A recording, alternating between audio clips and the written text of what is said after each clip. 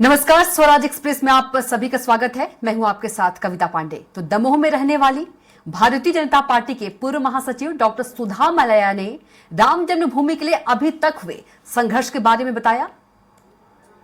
उन्होंने वर्तमान आंदोलन के पूर्व की लड़ाइयों के विषय में भी विस्तार से जानकारी दी। उन्होंने कहा कि राम जन्मभूमि के लिए भगवान राम की कृपा से उनको जो करने का मौका मिला उसके लिए वो अपने आप को सौभाग्यशाली मानती है। मध्य प्रदेश शासन के पूर्व वित्त मंत्री जयंत मलैया की धर्मपत्नी और भारतीय जनता पार्टी की राष्ट्रीय महासचिव रह चुकी डॉक्टर सुधा मलैया एक इतिहासकार हैं और उन्होंने बाबरी विध्वंस के दौरान भगवान राम के मंदिर के अवशेष निकलने के समय एक इतिहासकार के रूप में अपनी भूमिका निभाई है। एक इतिहासकार के रूप में उन्होंने वहां से निकले शिलालेख को सभी के सामने लाने में महत्वपूर्ण भूमिका निभाई थी।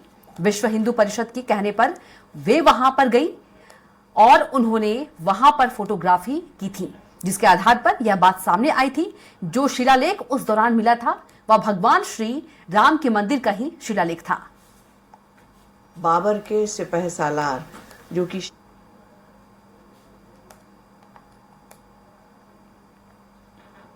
बहुत लोगों में आम धारणा है कि विश्व हिंदू परिषद ने और भारतीय जनता पार्टी ने इस मुद्दे को उठाया स्वतंत्रता के बाद, लेकिन बहुत लोगों को ये मालूम भी है कि राम जन्मभूमि मुक्ति के लिए आंदोलन तो उसी दिन प्रारंभ हो गया था जिस दिन 1528 में बाबर के सिपह सालार जो कि शिया मुसलमान था, मीर बाकी ने बाबर के कहने से राम जन्मभूमि मंदिर तोड़कर वहाँ मस्जिद बनाई और बाबर के नाम से वो बाबरी मस्जिद कहलाई। इसके बारे में कोई शंका नहीं थी किसी को। 1985 के पहले किसी को शंका नहीं थी। भारतवर्ष में 3000 मंदिर टूटे थे। सारे देश को मालूम था कि मुस्लिम आक्रांताओं ने इस देश में 3000 से भी अधिक मंदिरों को तोड़ा और अनेक मंदिरों को तोड़कर उन पर मस्जिदें तामीर की। लेकिन फिर भी इस देश में जहाँ के बहुसंख्यक निवासी हिंदू हैं, ये प्रश्न उठाए गए कि बताइए राम कहाँ पैदा हुए थे। राम के नाम से जाने जाने वाले देश में, उसके जहाँ न्यायालय में, उच्चतम न्यायालय में भी दिवाली की छुट्टियाँ होती हों, दशहरे की छुट्टियाँ होती हों, जहाँ उनके हिसाब से कैलेंडर निर्धारित किए जाते हों, उस देश में पूछा गया बताइए राम थे, प्रमाण दीजिए कहाँ पैदा हुए थे, बताइए। साक्ष्य देने की जरूरत हमें पड़ी। ये आंदोलन उस दिन शुरू हो गए। 1528 से लेकर स्वतंत्रता संग्राम तक 76 युद्ध हुए। अकबर के समय 10 युद्ध, औरंगजेब के समय 30 युद्ध, और उसके बाद नवाब सआदत अली खान के समय, नवाब वाजिद अली शाह के समय पेशवाओं ने मांगा, ब्रिटिशर्स से मांगा। 1855 और 1856 में याचिका लगाई जब न्यायालय स्थापित हो गए, जब अवध उनके कंट्रोल में चला गया। और उसके बाद 1912 में ब्रिटिश काल में, 1934 में ब्रिटिश काल में, न जाने कितने छुटपुट युद्ध भी हुए। इन सभी में संतों ने, साधुओं ने, नारी सेनाओं ने, राजाओं ने, रानियों ने, वैरागियों ने, नगा साधुओं ने, इन सब ने युद्ध में भाग लिया। ये कहा जाता है कि जब 1528 में विदेशी संस्कृति को, अभारतीयता को भारतीय जातीयता के स्वाभिमान पर स्वतंत्र भारत के निर्माताओं ने जिस प्रकार से तरजीह और तवज्जो दी, वह भारत के लिए बहुत अपमानजनक था। बहुत लोगों में आम धारणा है कि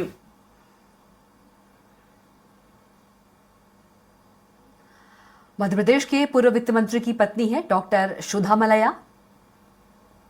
अयोध्या की गाथा इतिहासकार डॉक्टर सुधा मलैया की जुबानी हमने आपको सुनाया। पूर्व आंदोलन की लड़ाइयों के विषय पर जानकारी दी डॉक्टर सुधा मलैया ने। तो मध्य प्रदेश के पूर्व वित्त मंत्री की पत्नी है डॉक्टर सुधा मलैया।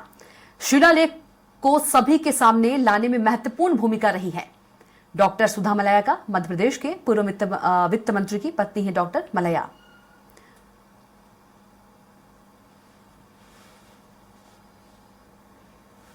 तो 6 दिसंबर 1992 की घटना के प्रत्यक्षदर्शी रही हैं डॉक्टर सुधा मलैया। शिलालेख को सभी के सामने लाने में महत्वपूर्ण भूमिका रही है डॉक्टर सुधा मलैया की।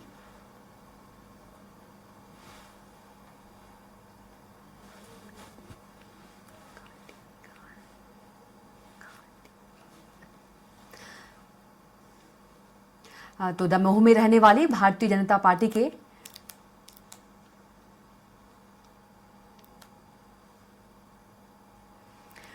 पूर्व महासचिव डॉक्टर सुधा मलया ने राम जन्मभूमि के लिए अभी तक संघर्ष के बारे में बताया। उन्होंने वर्तमान आंदोलन के पूर्व की लड़ाइयों के विषय में भी विस्तार से जानकारी दी। उन्होंने कहा कि राम जन्मभूमि के लिए भगवान की कृपा से उनको जो करने का मौका मिला उसके लिए वे अपने आप को सौभाग्यशाली मानती हैं। इसमें राम जन्मभूमि मुक्ति आंदोलन को लेकर किए गए युद्धों, सभी प्रकार के साहित्यिक, पुरातात्विक साक्ष्यों, मुस्लिम दस्तावेजों, राजस्व रिकॉर्ड्स, सर्वे रिपोर्ट्स, न्यायालयीन मुकदमों, विश्व हिंदू परिषद द्वारा किए गए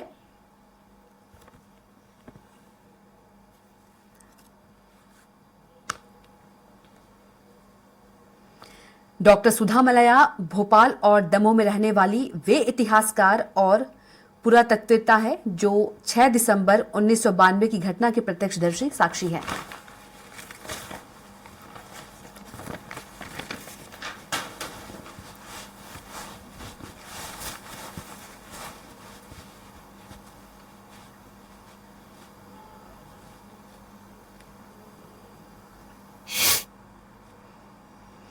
पूरा देश बेसब्री से 22 जनवरी 2024 के उस ऐतिहासिक क्षण का इंतजार कर रहा है जब करोड़ों लोगों के आराध्य प्रभु राम की मूर्ति गर्भगृह में विराजित होगी।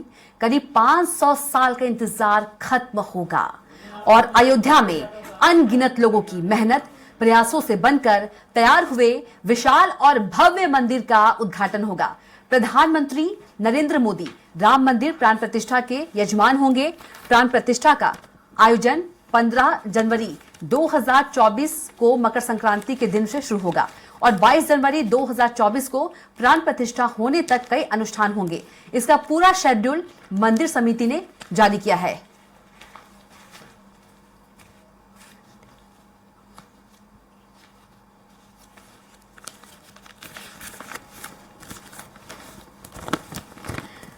तो चलिए अब आपको बताते हैं जहां 22 जनवरी को होने जा रहे राम जन्मभूमि मंदिर की प्राण प्रतिष्ठा के प्रकाश में राम जन्मभूमि मुक्ति आंदोलन के इतिहास को क्रमवार तरीके से बताने के लिए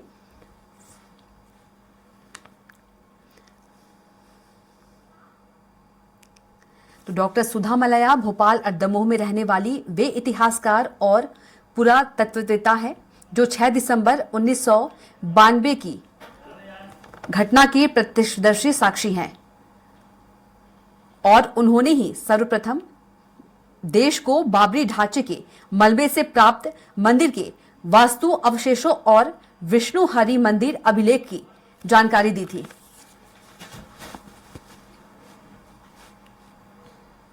ब्रेक के बाद फिर से स्वागत है। तो अयोध्या गाथा में हमारे साथ डॉक्टर सुधा मलया इतिहासकार जुड़ गई हैं। सुधा जी, बहुत स्वागत है आपका चर्चा में। जी सुधा जी, सबसे पहले तो आपको बधाई कि आपको ऐतिहासिक दिन के लिए आपको निमंत्रण दिया गया है जिस दिन रामलला का प्राण प्रतिष्ठा है। क्या कुछ कहेंगी आप? हाँ, मैं सौभाग्यशाली समझती हूँ अपने आप को कि मुझे राम जन्मभूमि मुक्ति आंदोलन में भाग लेने का सौभाग्य भी मिला और मुझे निमंत्रण मिला है। इसके लिए मैं अपने आप को सौभाग्यशाली समझती हूँ। जी बिल्कुल। सुधा जी, यदि बात करें, सुधा मलया जी, मस्जिद विध्वंस से मंदिर निर्माण तक की आप गवाह हैं। वो समय और आज के खुशी वाले माहौल में आपकी क्या प्रतिक्रिया? फिर क्या कविता जी फिर से बताइए। जी बिल्कुल, आप उस समय की भी गवाह हैं। यदि हम बात करें मस्जिद विध्वंस से मंदिर निर्माण तक की, आप गवाह हैं। वो समय और आज के खुशी वाले माहौल में आप क्या कुछ कहना चाहेंगी? कहने को तो बहुत कुछ है।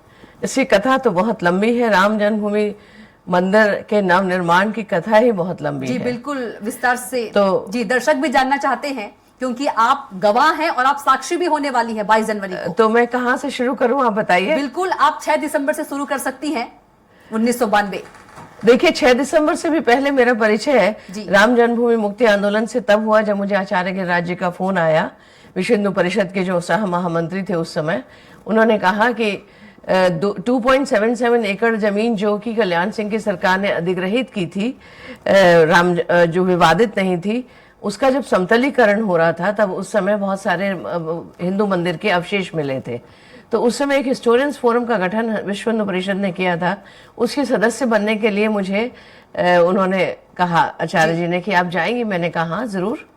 तो मैंने तुरंत हाँ कर दी थी और मैं हिस्टोरियंस फोरम की सदस्य के रूप में 2 जुलाई 1992 को मैं पहली बार अयोध्या गई थी। और उस समय 40 वास्तु अवशेष मंदिर के मिले थे, जिसमें बहुत महत्वपूर्ण हिस्से थे उसके। शिखर का एक आमलक हिस्सा भी था और अन्य भी बहुत सारे वास्तु अवशेष थे। इन सब के बारे में जानकारी उस समय सरकार को, केंद्र सरकार को दी थी और ये भी अनुरोध किया था कि अब साक्ष्य मिल गए हैं, ये साक्ष्य है और इनके आधार पर आप निर्णय करिए और ये जन्मभूमि का जो स्थान है ये हिंदुओं को सौंप दीजिए। लेकिन वैसा नहीं हो पाया, इसलिए घटना 6 दिसंबर 1992 की हुई। सौभाग्य से 6 दिसंबर 1992 को भी मैं अयोध्या में थी। मैं 2 दिसंबर को ही पहुंच गई थी। तो 6 दिसंबर को मैं वहां थी। रामकथा कुंज पर मंच बना था। सारे विश्व हिंदू परिषद के और भारतीय जनता पार्टी के और स्वयं आरएसएस के सभी नेता वहां मौजूद थे उस मंच पर। विश्व हिंदू परिषद से अशोक सिंघल जी, माननीय आचार्य गिरिराज किशोर जी, विष्णु हरि डालमिया जी, तोष्णीवाल जी, और भारतीय जनता पार्टी से श्री लाल कृष्ण आडवाणी जी और श्री डॉक्टर मुरली मनोहर जोशी जी, उमा भारती जी और अन्य भी अनेक साधु वहाँ उपस्थित थे, जिसमें रितंबरा जी भी थी, उमा भारती जी भी थी। ऐसे बहुत लोग थे। वो भी थे वहाँ से। अभी जो उत्तर प्रदेश के प्रदेशाध्यक्ष थे उस समय, अभी गवर्नर है कहाँ के, वो भी थे। और उस मतलब बहुत सारे नेता वहाँ पर थे। मैं भी उसी मंच पर थी और मैं वीडियोग्राफी और फोटोग्राफी कर रही थी उस समय। तभी हमने देखा जैसे रितंबरा जी खड़ी हुई भाषण देने, तब उन्होंने एकदम से कहा कि उन्होंने देखा, रितंबरा जी का भाषण खत्म हुआ था, सॉरी, उमा भारती जी खड़ी हुई। उमा भारती जी जैसी भाषण देने खड़ी हुई, उन्होंने संबोधन शुरू ही किया था। उन्होंने देखा कि बहुत दूर से जहाँ बाबरी ढांचा था वहां पर आवाज एकदम से कुछ हल्ला शोर सुनाई दिया, क्योंकि रामकथा कुंज की और ढांचे की दूरी लगभग 1 किलोमीटर थी और इतना सैलाब था, इतना ज्यादा जन सैलाब था, कार सेवकों का समूह था कि लगता नहीं था कि इतनी बड़ी दूरी होगी, पर थी।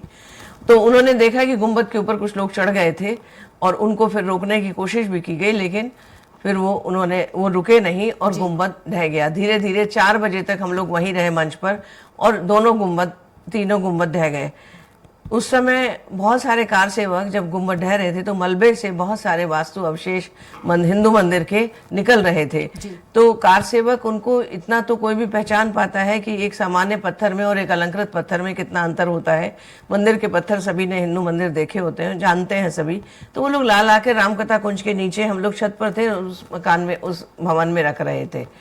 तो उसी समय फिर हम जब नीचे जाने लगे तो हमको रोका कि आप मत जाइए अपने कैमरे लेकर, कोई भी तोड़ सकता है, कुछ भी हो सकता है आपके साथ, आप बाद में जाइएगा। तो शाम के 6 बजे के बाद हम उतरे और चले गए। तो हम जहाँ रहने के निवास पर हम जब गए तो वहाँ पर फिर रात में 8 बजे आकर किसी ने कहा कि सुधा जी वहाँ आपके लायक चीज़ें मिली हैं, आप देखिए जाकर उनको। तो हम तुरंत आए। फिर वहाँ पर जब आकर देखा तो रामकथा कुंज में एक अभिलेख लाकर रख दिया गया था। एक अभिलेखित वास्तुखंड 5 फुट चौड़ा और 2 फुट ऊंचा वास्तुखंड था, जिस पर अभिलेख था, एक संस्कृत भाषा में था और नागरी लिपि में।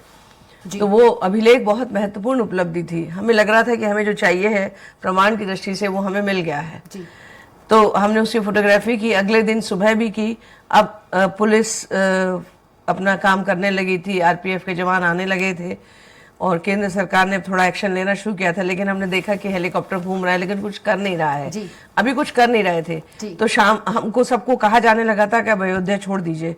तो हम भी अपना थोड़ी बहुत फोटोग्राफी करके निकल गए और उसके बाद हम लखनऊ से हमने दिल्ली के लिए ट्रेन ली और जब वहाँ जाकर हमने उसको किन्हीं से पढ़वाने की कोशिश की जो अभिलेखविद हैं, तो वो नहीं उससे पढ़ा जा सका।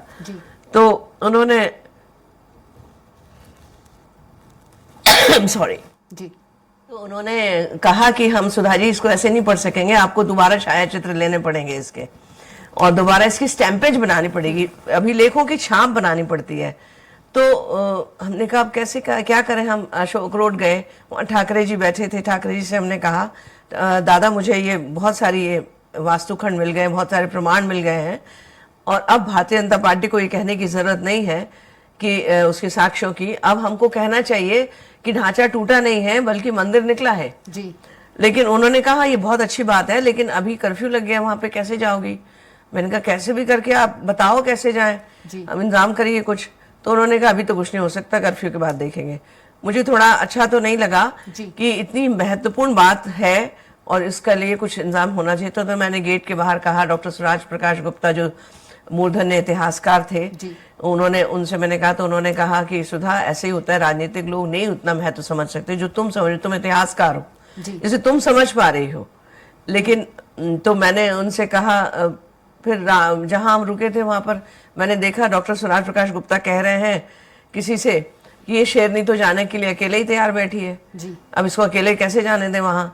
फिर उन्होंने मेरे से कहा कि तुम एक दिन रुक जाओ, हम विश्व हिंदू परिषद में बात करते हैं, कुछ तुम्हारा कुछ करते हैं। और फिर हमारा इंतजाम हुआ, हम 12 दिसंबर को दोबारा गए। तो 13 तारीख को 13 दिसंबर को मैं कर्फ्यू के भीतर दोबारा से अयोध्या गई। फैजाबाद से हम शान अवध होटल में रुके और डॉक्टर सूरज प्रकाश गुप्ता वहीं रुक गए क्योंकि वहां बहुत सारे पत्रकार थे। तो उन्होंने कहा ये सब मेरे पीछे पीछे आएंगे, तुम जाओ, तुम अपनी फोटोग्राफी कर लो, मैं आता हूं बाद में। तो वो 3-4 घंटे के बाद आए, उतनी देर में मेरी फोटोग्राफी हो गई। मैं उस समय फैजाबाद से अयोध्या तक जब मैं गई तो शूट एट साइट के ऑर्डर्स थे, लेकिन मैंने अपने 4 कैमरे लटकाए हुए थे। मैं एक पत्रकार मित्र के साथ बैठकर उसकी मोटरसाइकिल पर बैठकर गई, तो पत्रकार समझकर हमको सेना ने जाने दिया क्योंकि सेना टेक ओवर कर चुकी थी। और हम जब वहां पहुंचे तो हमने सारी फोटोग्राफी वगैरह की, छाप वगैरह बनाई। 1-2 अधिकारी आए कि उस दिन भाग्यवशात लखनऊ में कोई अधिकारियों की बैठक थी तो कोई अधिकारी था नहीं फैजाबाद में, इसलिए कोई हलचल ज्यादा हुई नहीं, अधिकारियों ने हमें कुछ टोका नहीं। तो वहां से हम फिर वहां आए, तो फिर जब उस सारे छाप को और फोटोग्राफ्स को लेकर पढ़वाया हमने दिल्ली में आकर, तब उन्होंने कहा कि ये बहुत महत्वपूर्ण उपलब्धि है और इसमें अयोध्या भी शब्द है, साकेत मंडल भी है, जन्मभूमि भी है और शायद उस राजा का नाम भी होगा। तो उस समय इतनी जल्दी 4 दिन में तो पढ़ा नहीं जा सकता था। 19 दिसंबर को हमने पत्रकार वार्ता करके पूरे देश को साक्ष्यों की जानकारी दी। तो इस तरीके से मेरा जुड़ाव हुआ। तो मैं ये कहना चाह रही हूँ कि 6 दिसंबर के पहले भी बहुत सारे साक्ष्य उपलब्ध थे। 6 दिसंबर के पहले वो जो मिले थे 18 जून को, और वो जो 12 कसौटी के स्तंभ मंदिर के अंदर लगे हुए थे, वो हिंदू मंदिर के थे, वो सब जानते थे, पूरा देश जानता था, सारे इतिहासकार जानते थे। मेरी अनेक इतिहासकारों से बात होती थी, तो जो हमारे एक परिचित मित्र थे, वो वामपंथी थे, लेकिन डॉक्टर कृष्णदत्त श्रीमाली, मैंने उनसे कहा सर आप जानते हैं कि ये सब वहां पर प्रमाण है, वो लगे हैं? तो बोले हाँ लगे हैं। तो क्या हुआ प्रमाण, इससे क्या होता है? 3000 मंदिर टूटे हैं, सबका बदला लेंगे। इनका बात बदला लेने के लिए नहीं है, ये राम जन्म स्थान है, ये जन्म स्थान है, ये महत्वपूर्ण है, ये और कोई सामान्य मंदिर नहीं है। इसको आप दूसरे मंदिरों से कैसे तुलना कर सकते हैं? और आपका नाम भी कृष्ण है और राम शरण शर्मा जी भी विरोध कर रहे हैं, राम की शरण में रहते हैं, उनके पिताजी ने नाम सोचकर ही रखा होगा। आप लोग कैसी बातें करते हैं कि राम कौन थे, ऐतिहासिक थे या नहीं थे? ये सब प्रश्न क्यों उठा रहे हैं? लेकिन उनका वही स्टैंड था, उनको वैसे ही करना था। वो विपक्ष के विरोधियों के पक्ष में जाकर कब खड़े हो गए ये समझ में ही नहीं आया उन लोगों को। सुधा जी, आपकी किताब भी आई है, तो क्या आपने उस किताब में ये सभी बातों का वर्णन किया है जो आप हमसे साझा कर रही हैं? हाँ, मैंने ये राम जन्मभूमि मंदिर के नव निर्माण की ये किताब आई नहीं है, ये प्रेस में है, 3-4 दिन में आ जाएगी। मैं इसका विमोचन भी 22 जनवरी को किसी से, अब मुझे प्रधानमंत्री जी का तो समय मुझे नहीं मिलेगा क्योंकि अभी तक उनको दी नहीं है, तो इसलिए मुझे नहीं पता, वहाँ कोई ना कोई किसी भी महत्वपूर्ण व्यक्ति से मैं करवा लूंगी। इसका विमोचन मुझे करवाना ही है, 22 तारीख को ही करवाना है, और तो अभी आनी है प्रेस से। इसमें मैंने सारा वर्णन किया है। इसमें वह वर्णन भी है कि जो पहले से जो युद्ध चले रहे, लोगों को लगता है, कविता जी, लोगों को ये लगता है कि ये विश्व हिंदू परिषद ने, भारतीय जनता पार्टी ने इसको अपना मुद्दा बनाया, राजनीतिक मुद्दा बनाया। गलत है वो लोग, बिल्कुल गलत है। वो भारत के हिंदुओं की आस्था को, उनकी जनभावना, भारत की जनभावना को पहचानने में उन्होंने भूल कर दी है।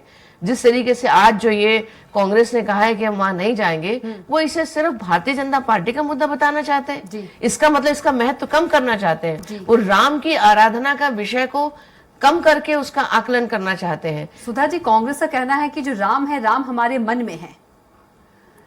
कांग्रेस का तो पता नहीं क्या क्या कहना है। राम उनके मन में कब से हो गए? वो तो कह रहे थे राम का अस्तित्व ही नहीं है। उन्होंने कहा था वो तो ऐतिहासिक व्यक्ति ही नहीं है। उन्होंने इसके लिए डॉक्यूमेंट्स दिए, उन्होंने एफिडेविट दिए, हलफनामा दिए कोर्ट में। उनके जो सारे केसेस लड़ते हैं, राजीव धवन जी मुस्लिम पक्ष की ओर से लड़ने खड़े हुए थे उच्चतम न्यायालय में। वो कब से राम उनके मन में बसने लगे? वो तो वोट के, उनको समझ में जब ये आया कि हमारा वोट बैंक सारा खिसक गया है, वो सोचते थे कि हम मुसलमानों के वोट पर और दलित वोट पर हम पूरा देश में राज करते रहेंगे हमेशा के लिए। ऐसा भ्रम उनका तो टूट गया। जिस दिन पालमपुर के अधिवेशन में 1989 के पालमपुर अधिवेशन में भारतीय जनता पार्टी ने राम जन्मभूमि मुद्दे को अपना समर्थन देने की घोषणा की, और जब सोमनाथ से लेकर अयोध्या तक की रथ यात्रा आडवाणी जी ने प्लान की, जिसके रचनाकार नरेंद्र मोदी जी ही थे, उसके योजनाकार, उन्होंने जब ये, उसी दिन से कांग्रेस की चमक कम होने लगी और भारतीय जनता पार्टी की दमक बढ़ने लगी है। लेकिन अफसोस इस बात का है कि कांग्रेस आज भी इस बात को पहचानने को तैयार नहीं है कि उन्होंने क्या कर दिया है। आप जिस बहुसंख्यक राष्ट्र में रहते हैं, बहुसंख्यक लोग जहां के जिसमें विश्वास करते हैं, उसके ऊपर विश्वास नहीं करके आप कुछ भी कह रहे हैं, कुछ भी बोल रहे हैं, तो ये कैसे सुधा जी, चलेगा? यदि बात करें विध्वंस के बाद की, क्या कुछ तस्वीरें थी? और आप फोटोग्राफर भी थी इसका? हाँ, मेरे पास बहुत सारे फोटोग्राफ्स थे। मैंने बहुत सारे फोटोग्राफ्स लिए। मैंने शिलालेख के फोटो लिए, मैंने वास्तु खंडों के भी फोटो लिए। वो सभी फोटोग्राफ्स में लेकर आई। मैं खुद वीडियोग्राफी वहां कर रही थी। मेरी उस समय की भी फोटो है और अभिलेख की पढ़ते हुए भी फोटो है। तो वो सारे के सारे साक्ष्य उच्च न्यायालय के सामने और उच्चतम न्यायालय के सामने रखे गए, और उनका बहुत बड़ा भूमिका रही है। जब उच्च न्यायालय ने 2003 की खुदाई का आदेश दिया, तो उनमें इन सारे साक्ष्यों की थी। पर इन साक्ष्यों, पुरातात्विक साक्ष्यों के अलावा भी बहुत सारे साक्ष्य थे। यूरोपियन यात्रियों के वृतांत थे। ऑस्ट्रेलियन जेसुइट पादरी था जोसेफ टाइफन थिलर जी, वो 17वीं 18वीं शताब्दी के करीब आया था भारत, और उसने, वो अयोध्या भी आया था, और उसने लिखा कि यहाँ पर राम का मंदिर, इसको राम जन्मस्थान लोग मानते हैं, और इसको तोड़कर बाबर ने या औरंगजेब ने यहाँ पर मस्जिद बनाई है। अब उसने इतना सा एक वाक्य से सारे वामपंथी इतिहासकारों को ये मिल गया कि यार उसने तो ये बाबर ने नहीं तोड़ा। अरे बाबर ने नहीं तोड़ा है, औरंगजेब ने तोड़ा, हाँ, इससे क्या फर्क पड़ता है? मंदिर टूटा ना, मंदिर को तोड़कर मस्जिद बनाई गई ना। और कई लोग ये सिद्ध करने में लगे रहते हैं कि बाबर तो गया ही नहीं अयोध्या। अयोध्या नहीं गया। राष्ट्रपति और प्रधानमंत्री कौन के लड़ने जाते हैं सीमाओं पे? सेना ही लड़ती है, कमांडर्स ही लड़ते हैं ना। तो सिपह सलार, उसने सिपह सलार को कह दिया होगा कि ये मंदिर को तोड़ो और इसमें मस्जिद बनाओ। मूसा आशिकान की कब्र तो अभी तक अयोध्या में है, जो गुरु कहा जाता है उनका, बाबर का। कहते हैं संत था, काय का सूफी संत था, जो दूसरों के धर्मस्थल तोड़कर अपने धर्मस्थल बनाते हैं, वो काय के संत है? तो मूसा आशिकान की कब्र पर भी वो 2 कसौटी के स्तंभ उल्टे लगाए हुए थे। उल्टे इससे लगाए हुए थे कि जिससे अपमान हो, जिसमें देवी देवताओं की मूर्तियां भी का अपमान हो, जो उनमें बनी रहती है स्तंभों में। तो इस प्रकार से बहुत सारे साक्ष्य थे। उसके अलावा जो आर्कियोलॉजिकल सर्वे ऑफ इंडिया की रिपोर्ट्स थी, उन सब में मॉन्टेगोमरी मार्टिन, बालफोर्ड, फ्यूरर आदि बहुत सारी सर्वे रिपोर्ट्स में साफ साफ लिखा है कि मंदिर को तोड़कर मस्जिद बनाई गई। और फिर सर्वे जो रेवेन्यू रिकॉर्ड्स होते हैं, सेटलमेंट के रिकॉर्ड्स होते हैं, उनमें मस्जिद जन्म स्थान ये लिखा गया है सभी में, ज्यादातर में। 20 लोगों ने उस समय गवाहियां दी। 1950 में जब पहला वाद कोर्ट में गया, जब न्यायमूर्ति, परम न्यायमूर्ति जब खुद न्यायालय की देरी पर खड़े हुए जाकर 1950 में गोपाल सिंह विशारद ने वाद लगाया कि मुझे पूजन अर्चन का अधिकार दिया जाए। लेकिन पूजन अर्चन किसकी? अब वो वहां पर तो अगर मस्जिद थी तो वहां पे मूर्ति कहां से आई? मूर्ति कैसे आई? ये एक बहुत बड़ी कहानी है और बहुत रोमांचक कथा है। इसका श्रेय जाता है फैजाबाद के तत्कालीन जिलाधीश के नायर को और तत्कालीन सिटी मैजिस्ट्रेट ठाकुर गुरुदत्त सिंह को। और वहां पर संत वो थे महंत अभिराम दास जी। अब इन तीनों को लगता था कि कैसे करके हम राम जन्म स्थान को छुड़ा लें और हम इसको अपना मंदिर बना लें यहाँ पर। तो उन तीनों की वो मीटिंग हुई, तीनों एक लाइक माइंडेड लोग थे। तीनों ने सोचा कि हाँ रामलला बिठा कर रहेंगे। उन्होंने 2 सुरक्षाकर्मी थे उस ढांचे में, एक दिन का था एक शाम का। दिन वाले से को उन्होंने पटाया और उसको जब उसकी शाम की ड्यूटी, शाम को घर जा रहा था, तब उसने 2-3 साधुओं को अंदर करा दिया 22 दिसंबर 1949 की रात को। बिल्कुल डॉक्टर सुधा जी, इस चर्चा को यहीं पर रोकना चाहूंगी क्योंकि समय का अभाव है, और आपका बहुत ही धन्यवाद चर्चा में शामिल होने के लिए। तो ये थे हमारे साथ डॉक्टर सुधा मलया, जो 6 दिसंबर 1992 की गवाह हैं कि उस दिन क्या कुछ हुआ और उसकी महत्वपूर्ण जानकारी साझा कर रही थी। तो फिलहाल के लिए हमारी खास पेशकश में इतना ही। आप देखते रहिए स्वराज एक्सप्रेस। नमस्कार।